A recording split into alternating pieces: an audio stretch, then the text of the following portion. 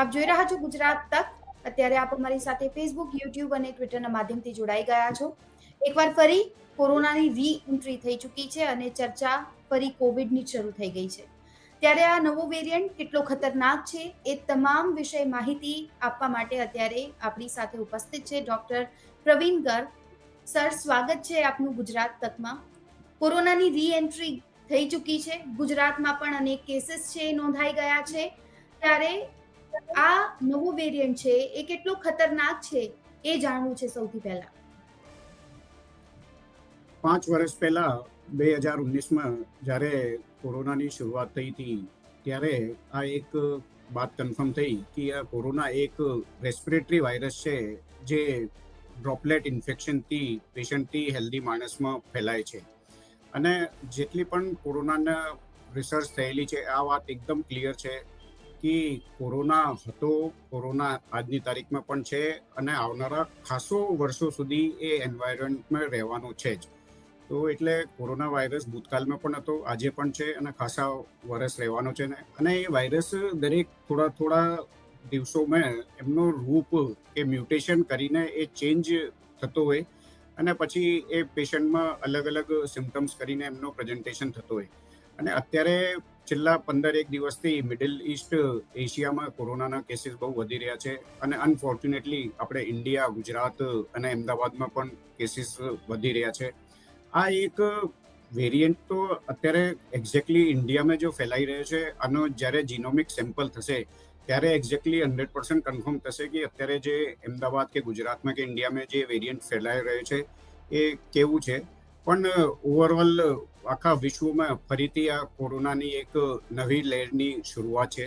અને જે બહારથી જે રિપોર્ટ્સ આવી રહી છે સિંગાપુર, મલેશિયા અને હોંગકોંગથી, ત્યાંથી એવું છે કે ભાઈ આમાં ઇન્ફેક્ટિબિલિટી અને ટ્રાન્સમિબિલિટી તો છે જ, પણ મોર્ટિલિટી બહુ વધારે નથી. તો આ એક થોડી સારી વાત છે કે ઇન્ફેક્ટિબિલિટી અને ટ્રાન્સમિબિલિટી તો છે વાયરસની, ઝડપથી સ્પ્રેડ કરે છે, પણ બહુ વધારે મોર્ટિલિટી નથી. તો હાલ આ વેરિયન્ટ JN.1 એવી રીતે વેરિયન્ટને ઓળખ આપવામાં આવી છે. ત્યારે આવનારા દિવસોમાં શું કેસીસ છે એ વધી શકે છે એવું લાગે છે ખરી? જો કોરોના એક રેસ્પિરેટરી વાયરસ છે, એ ડ્રોપલેટ ઇન્ફેક્શનથી ફેલાય છે. અને એકવાર જે માણસમાં કોઈને કોરોના થઈ જાય તો એ રેપિડલી એક પેશન્ટથી બીજા હેલ્ધી હ્યુમન બીંગ્સમાં ટ્રાન્સમિટ થતો હોય.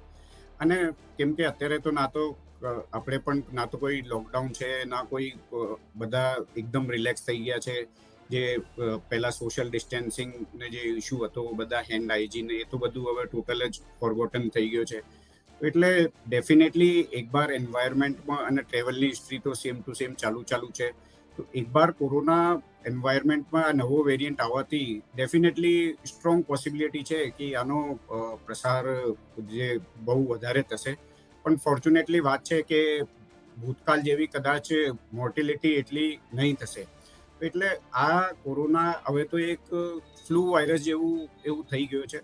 પણ જે મોસ્ટ ઇમ્પોર્ટન્ટ વસ્તુ છે આ છે કે જે લો ઇમ્યુનિટીના ગ્રુપ્સના પેશન્ટ્સ હોય, સપોઝ નાના બાળકો છે, પ્રેગ્નન્ટ લેડીઝ છે, diabetes, blood pressure, heart, kidney, કેન્સરના પેશન્ટ, ટ્રાન્સપ્લાન્ટના પેશન્ટ, જે લો ઇમ્યુનિટીના સબગ્રુપ્સના પેશન્ટ હોય, એ લોકોને વધારે વિશેષ અત્યારથી જ ખ્યાલ રાખવો જોઈએ.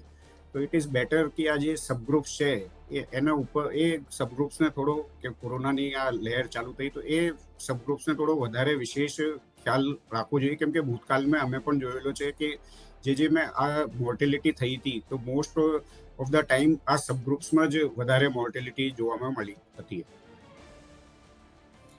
સર, મારે એ પણ જાણવું છે કે JN.1 વેરિયન્ટ છે એના મુખ્ય લક્ષણો શું છે?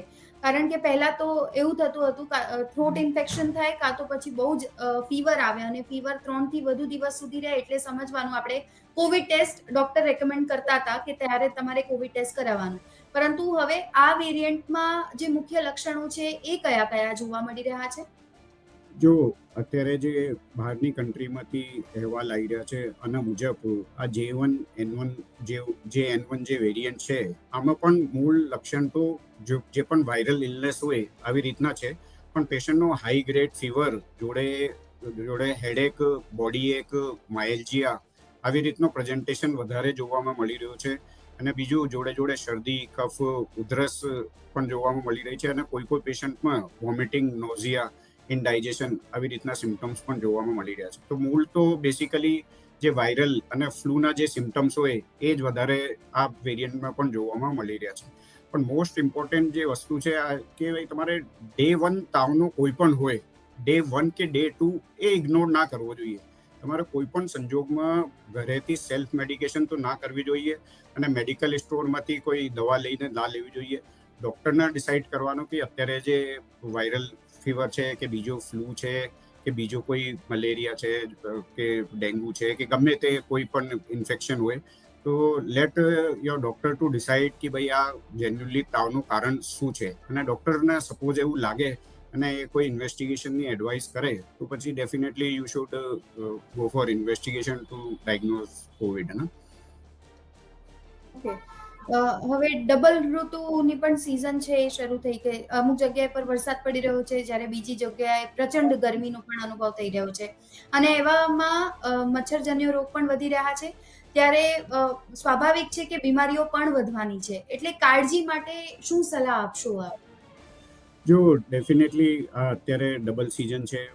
ઘણી બધી જગ્યા રાજ્યોમાં બારિશ થઈ રહી છે કે થોડી રાત્રે ઠંડી હોય છે, દિવસમાં ગરમી હોય છે. અને એટલે આ કોરોના જોડે બીજા જે વાયરલ ફીવરના કેસીસ હોય, ઇન્ફ્લુએન્ઝા વાયરલના આના કેસીસ પણ વધવાની પોસિબિલિટી છે. અને જોડે મચ્છરજન્ય રોગો, મલેરિયા, ડેન્ગ્યુના પણ ચાન્સીસ છે. અને ગરમીના કારણથી ગેસ્ટ્રોએન્ટરાઇટિસ, ઝાડા, ઉલટી, વોમિટિંગના કેસીસ પણ વધવાની પોસિબિલિટી છે. તો આ બધા રોગમાં જે મોસ્ટ ઇમ્પોર્ટન્ટ 3-4 વસ્તુ છે. ફર્સ્ટ ઇમ્પોર્ટન્ટ કે એક તો તમારે સેલ્ફ મેડિકેશન ના કરવી જોઈએ. બીજું, તાવમાં કોઈ પણ જાતે મેડિસિન ના લેવી જોઈએ. પ્રોપર તાવનો તમારે ડાયગ્નોસિસ કરાવવો જોઈએ. અને જે લો ઇમ્યુનિટીના જે ગ્રુપ્સના પેશન્ટ છે એમને થોડો વધારે ખ્યાલ રાખવો જોઈએ. અને સપોઝ તમારે કોઈ પણ ફ્લૂના સિમ્ટમ્સ લાગતા હોય તો ઇટ ઇઝ બેટર કે ડે 1 કે ડે 2માં તમે થોડો સેલ્ફ આઇસોલેશનમાં રહો તો ઇટ ઇઝ બેટર. કેમ કે સપોઝ ઓફિસમાં જોબ કરતા હોય અને તમે શરદી, કફ, ઉધરસ હોય તો ઇટ ઇઝ સ્ટ્રોંગ પોસિબિલિટી કે તમે આ રોગ બીજાને ફેલાઈ શકો. ઘરમાં તમારે કોઈ સિનિયર સિટીઝન હોય કે નાના બાળકો હોય એમને ફેલાઈ શકો. તો ઇટ ઇઝ બેટર કે ભાઈ ફ્લૂના કોઈ પણ સિમ્ટમ્સ હોય તો એટલીસ્ટ 2 કે 3 દિવસ સેલ્ફ થોડો આઇસોલેશનમાં રાખવો જોઈએ. રિપીટેડ જે હેન્ડ વોશિંગ આ કરવી જોઈએ. અને જે ભૂતકાળમાં જે આપણે કોવિડની જે સામાન્ય ગાઈડલાઇન્સ હતી આનો પ્રોપર થોડો વિશેષ ખ્યાલ રાખવો જોઈએ. અને બોડીની ઇમ્યુનિટી માટે રોગ પ્રતિરોધક ક્ષમતા ઇન્ક્રીઝ રહે આના માટે લીલા શાકભાજી, ફ્રૂટ, જ્યુસીસ લેવો જોઈએ. બહારનો આઉટસાઇડનો ફૂડ અવોઇડ કરવો જોઈએ. પૌષ્ટિક ખોરાક લેવી જોઈએ. આમાં બીજો સવાલ એ પણ થાય કે બાળકોની કાળજી આપણે કઈ રીતે રાખીએ? કારણ કે એ પોતાની કાળજી તો નથી રાખવાના, એ સ્વાભાવિક છે. પરંતુ જેમ સિઝન ચેન્જ થાય છે એવી રીતે શરદી, ઉધરસ અને તાવ છે એ સામાન્ય હવે બનશે ડબલ ઋતુના કારણે. તો બાળકોની કાળજી ખાસ કઈ રીતે રાખવાની? એમને શું આપવું જોઈએ કે જેનાથી તેઓ સ્વસ્થ રહે? જો આઈડિયલી તો આ ડબલ સિઝનમાં બહાર પોસિબલ હોય તો આઉટસાઇડ જ્યારે ઠંડુ વાતાવરણ હોય, બારિશ હોય તો એમને બહાર રમવાનો થોડો રિલેટિવલી અવોઇડ કરવો જોઈએ. અને સામાન્ય ફ્લૂના કોઈ પણ સિમ્ટમ્સ દેખાતા હોય તો ઇટ ઇઝ બેટર કે ઘરે જ આરામ કરવો જોઈએ. થોડો આઇસોલેશનમાં જ રહેવો જોઈએ. તો શું છે બીજા જે ઘરમાં કે પડોશમાં જે બીજા બાળકો હોય એમને ઇન્ફેક્શન નહીં ફેલાય. અને મોસ્ટ ઇમ્પોર્ટન્ટ, ખોરાક ઉપર બહુ વધારે ખ્યાલ રાખવો જોઈએ. એમને થોડો ઠંડુ પાણીનો ઉપયોગ કે ફ્રીજની વસ્તુનો ઉપયોગ ટોટલ જ અવોઇડ કરવો જોઈએ. અને ગરમ પૌષ્ટિક ખોરાક લેવી જોઈએ. લીલા શાકભાજી, ફ્રૂટ, જ્યુસ, ગરમ દૂધ જે હોય આવી રીતનું લેવું. અને સેલ્ફ મેડિકેશન ના કરવી. ડે 1 કે ડે 2માં ડૉક્ટરને બતાવીને આગળ ટ્રીટમેન્ટ કરવો જોઈએ. સર, આમાં સવાલ એ પણ થાય કે ટેસ્ટ જે છે એ આપણે ક્યારે કરાવવાનું? કોવિડનું ટેસ્ટ આપણે કયા દિવસે અનુકૂળ રહે કે એ સમયે આપણે જો શરદી તાવ ન મટે તો ત્યારે ટેસ્ટ કરાવી જ લેવો જોઈએ આપણા કાળજી માટે? જો અત્યારે જે હાલની કન્ડિશન છે તો અમે જે રૂટીનના જે વાયરલ ફીવરના કેસીસ આવે, કેમ કે ક્લિનિકલી થોડો ડિફરન્શિએટ કરવા માટે કે આ કોવિડનો વાયરસ છે કે બીજો વાયરસ છે, થોડો અત્યારે બહુ ડિફિકલ્ટ છે. પણ હું જે બાર એ વાત કહું કે જે હાઈલી સસેપ્ટેબલ ઇન્ડિવિજ્યુઅલ હોય, લો ઇમ્યુનિટીના, diabetes, blood pressure, pregnant lady, નાના બાળકો, સિનિયર સિટીઝન્સ, એ સબગ્રુપ્સ ઉપર થોડી રિલેટિવલી વધારે વાત રાખવી જોઈએ. પહેલી વાત તો એ કે ભાઈ પહેલા કે બીજા દિવસે ડૉક્ટરને મળી લેવો જોઈએ. ડૉક્ટર સપોઝ જે પણ કોઈ પણ સિમ્પ્ટોમેટિક ટ્રીટમેન્ટ આપે અને પછી એમને એક દિવસમાં એવું લાગે કે ભાઈ તાવ નહીં મટતો, કન્ટિન્યુઅસ તાવ રહે છે, તો પછી ડૉક્ટર સામેથી જ એડવાઇસ કરે કે ભાઈ તમે કોવિડનો રિપોર્ટ કરાવી લો. તો દરેક ઇન્ડિવિજ્યુઅલને ફીવર અને શરદી કફ ઉધરસના કેસના આજની તારીખમાં કોવિડનો રિપોર્ટ કરાવવાની કોઈ જરૂરત નહીં લાગતી. અનનેસેસરી અત્યારે આ કોવિડની લહેરથી બહુ વધારે પેનિક અને ફિયરફુલ થવાની બિલકુલ જરૂરત નહીં લાગતી. તમે હેલ્ધી માણસ છો, બીજી કોઈ બીમારી નથી, સિમ્પલ તાવ હોય, ભલે કોવિડનો તાવ હોય, તો આમાં કોઈ ટેસ્ટિંગ કરાવીને અનનેસેસરી કંઈ વધારે મેન્ટલ ફિયર રાખવાની હાલની સ્ટેજમાં તો કોઈ જરૂરત નહીં લાગતી.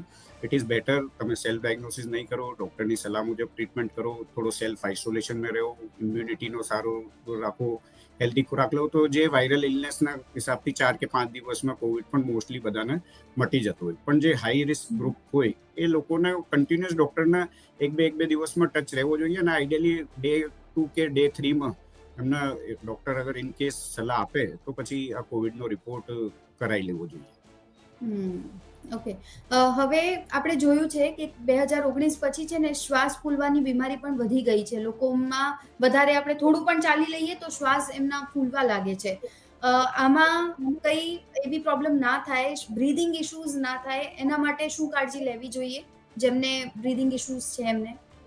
જો ઓલરેડી કોવિડ ભૂતકાળમાં જેને ઇન્ફેક્શન કરેલું છે, ઓલરેડી એમના ઉપર લંગ્સ ઉપર 5 કે 10% જેટલો ઓલરેડી લંગ્સમાં કોઈ ના કોઈ ડેમેજ તો કરેલો છે જ. તો એટલે જેને ભૂતકાળમાં કોવિડ ખરાબ થયેલો છે એ લોકોના ઓલરેડી કોવિડના કારણથી લંગ કોમ્પ્રોમાઇઝ છે જ.